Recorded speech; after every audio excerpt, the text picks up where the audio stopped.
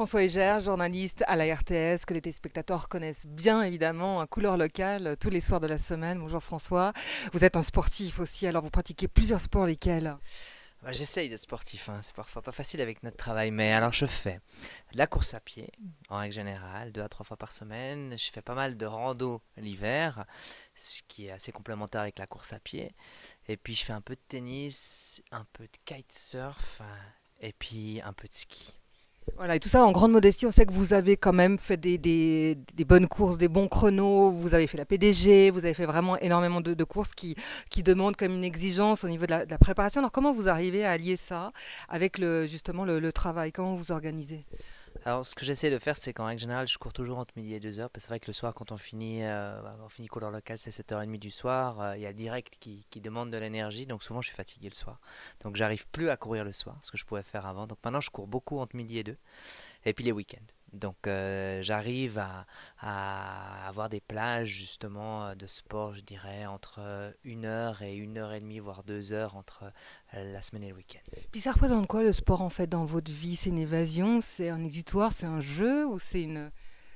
C'est un peu tout ça. En fait, d'abord, je pense que c'est d'abord pour moi un besoin d'équilibre élémentaire, à savoir que j'aime bien, à chaque fois que je fais du sport, à chaque fois que je cours plus que de faire du sport. Avec d'autres sports, j'ai pas cette sensation, mais quand je cours, j'ai l'impression que mon esprit vagabonde, en fait, que je le laisse aller.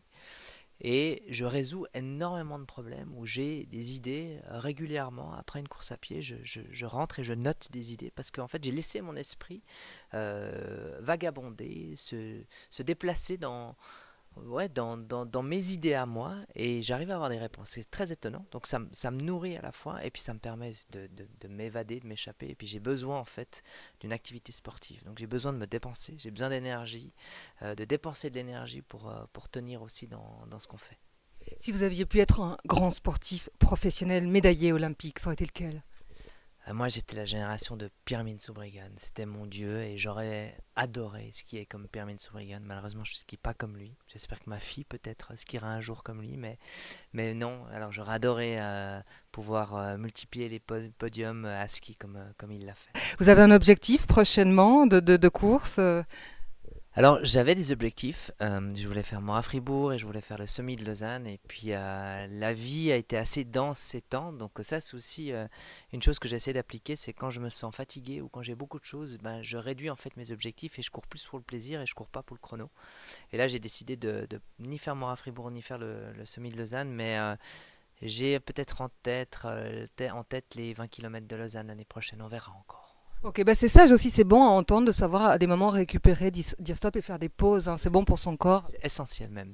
Pour moi, je sens très vite quand je suis dans une zone plutôt orange ou rouge, je sens que mon corps a besoin de récupérer. Donc, souvent les chronos, quand on fait une course, on va au-delà en fait de peut-être notre zone de bien-être et on force un peu et puis ben parfois on se met dans le rouge et c'est pas bon. Donc, j'essaye d'équilibrer ça aussi. Merci beaucoup.